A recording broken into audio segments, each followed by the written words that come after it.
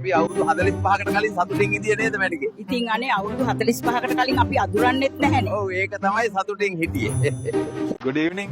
Mister පාසල් එකක් තියෙනවා. හයියෝ ඔයා අද නෙමෙයි එනවා කිව්වේ දැන් මම මට දෙන්න සල්ලිත් නැහැ. අවුලක් නැහැ මිස්. බුක් පේමන්ට් තියෙනවා යන්ගේ ඇතුළට. අපි කාටවත් බය නැහැ. යුද්ධයක් අවශ්‍ය නම් අප ඒටත් සූදානම්. රතිප්චා අහස් කුරු පොර පොල් මිසයිල් ඇතුළු තව උණ බටතුවක් තියෙනවා. පොඩ්ඩක් කල්පනා කරලා බලන්න.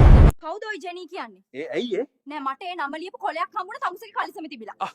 ඒ මං ගිය සතිය අස්සෙට ඔට්ටු ඇල්ලුවා. ඒ අස්සයාගේ නම. අන්න තමුසේගේ රේස් අස්සයා කෝල් කරා විහාර මහදේවි පාක් එකට එන්න කියලා. රේස් එකේ ජොකියට ගන්න වෙන්නේ නැති. උඹලට මේ වගේ ජොබ් ආයේ කවුරුත් නිදි පෙත්ත හදපු එකාට බැරි වුණානේ. උදේම නැගිටින පෙත්තකුත් හදන්න. හිකනලා. යකෝ තොපි ජපානයේ එන්න වදුරු පැටි එක්ක ලොක් කරගෙන නලවනවා. ගෙදර වත්තට එන වදුරට ගල් ගහන කැටපොළු වලින් තියෙන තොපි වේසිගේ පුත්තු බොලව. කාලකණ්ඩි මූසල වානර තිරිසන්නු අයෙත් ඇවිත් මකබෑවියන් හුත්තෝ. තොපි කියනවා නේද? මම හැමදාම එකම සර්ට් එක අදින්න කියලා. බලපල්ලා. මට දැන් ගොඩක් සර්ට් තියෙනවා. අපිලගේ මහ ඇත්තෝ කියපි. අපිලගේ කළු බිජ්ජ අත පොජ්ජෙන් බඩු මන්දු කරන්න මහ සෝන්නක් පොජ්ජ හිටුව කියලා දුවාපි. යකෝ මම දෙඩෙව්වේ හුත්තියේ. ඒ යකෝ තෝ මොකද බිලි දුන්න කුකුලා කාලා නැත්තේ? මචෝ බිලි දෙනකොට ලොකු එකෙක් දීපන්. මට මදි.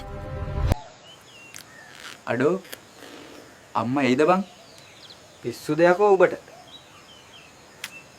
අර පරයෝ දෙන්න. අදත් ගංජා ගහනවා වගේ. මරනවා මං අද. හුටා. සෝමනන්ද එනව නේද? අරුන් දෙන්නට කියන්න ඕනි. ඇයි සීයේ ඔයා තනියම ඉන්නේ? තනියම ඉන්න එක හොඳයි පුතේ. යාළුවෙක් එක්ක ඉද්දි උම්මගෙන් හොස්පොට් ඉල්ලනවා. ලොකු වුණාම කවුරු වෙන්න දාස? මම ඩඩ්ලි මාමා වගේ ව්‍යාපාරිකයෙක් වෙලා ලෝකෙ වටේ ට්‍රැවල් කරනවා. රජිනක් වගේ මගේ නෝනව බලා ගන්නවා. හරි ෂෝක් තරිදු.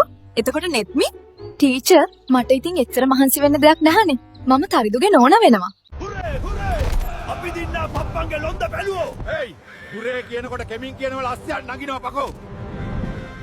මිස් නොහුකා ටිකට් ගන්න මාරු සල්ලි වලින් දෙන්න. හරි අයියේ මට කොටුවට ටිකට් එකක් දෙන්න. මිස් කොටුවට ටිකට් දෙන්න කොළ නැහැ. අනේ නොහුකා ඔබහින්. මමහට මලගෙවල් තිබුණා.